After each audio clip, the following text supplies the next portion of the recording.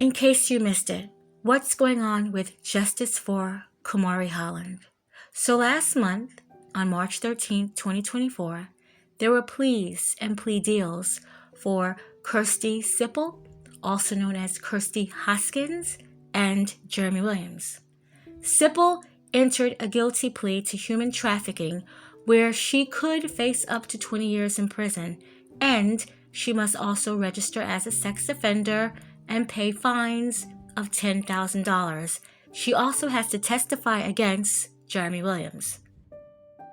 Williams, who was an acquaintance of Sipple, I believe it's safe to say that they were in some type of relationship at one point, both agreed that Williams would give Sipple $2,500 for her to have her 5-year-old daughter perform blank on Jeremy. She later agreed to SA, blank, and some other things. Sipple did not receive the money for him to kill her daughter. This was only a sexual servitude in where she would profit from this crime. I will also be discussing what Williams was charged with and what he wants out of this whole entire ordeal. Williams has a criminal history, but I will only bring attention to his criminal history against children. He should have never been around any children. He has claims of child abuse on one case, SA child abuse in another, and even the death of his 1-month-old daughter, Nadia Trinice Williams.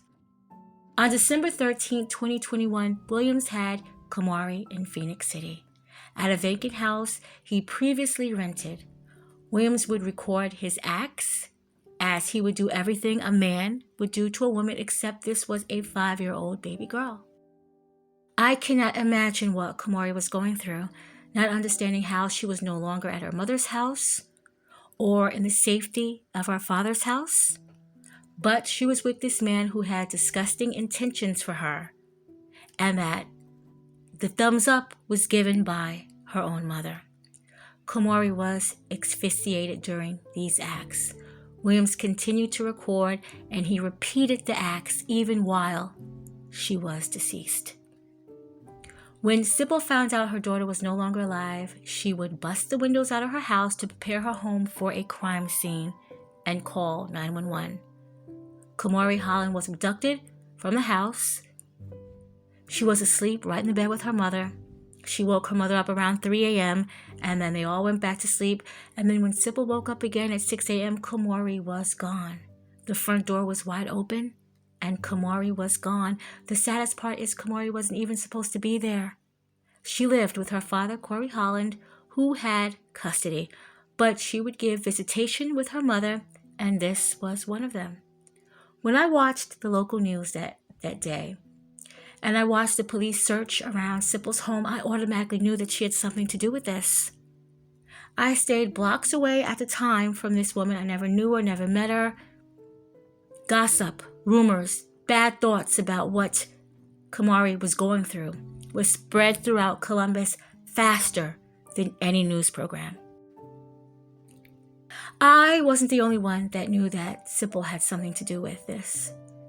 This case reminded me, and I mentioned it in the other videos of Kamarie, this case reminded me of the Shania Davis case out of North Carolina, where this little girl was sold for $200 to cover a debt by her own mother. And Shania just so happened to not supposed to be there as well, but her father was trying to give Shania's mother, I believe her name was Antoinette, she was trying to give Shania's mother, some interest in her daughter, wanted her to be a part of her daughter's life. He felt that she'd got a job and she was trying to straighten herself out, and he was trying to trust her. And Antoinette, she would pay this debt off by giving this little girl to Mario McNeil. He knew how to enter their trailer. If my memory serves me correct, I believe he may have been dating her sister at one point. I'm not sure. But they had a plan. And there was even footage of him taking Shania to this hotel. He's holding her. Like he just literally woke her up. After the SA, he would smother her. And then he would just discard her in the field like she was an old couch. And I remember his mugshot, the smiling. Like, what is so funny? You killed this man's daughter. What is so funny? I always wondered, do sexual deviants know that when they start this abuse, that the child will ultimately end up dead? That is the end game. Do they know this? Do they know this?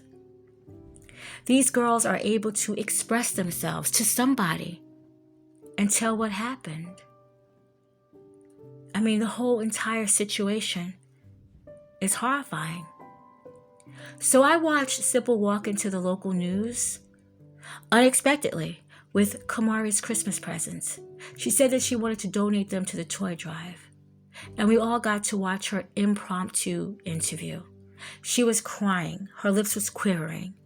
I remember hearing the dangling of her keys in her hands. She said, quote, "I am a mommy. I did not have anything to do with this. She was my life. I live for her daily. She's my only girl. I have 3 boys," end quote. She went on to say how Kamarie was loved and how everyone loved her and how she was so smart and how she was a blessing. That blessing was found dead in that vacant house, and she died from strangulation with signs of sexual battery. Jeremy Williams was arrested the following day, and 1 week after Sipple dropped the toys off at that news station, she would be arrested too. Jeremy Williams pled guilty to all 4 counts and capital murder.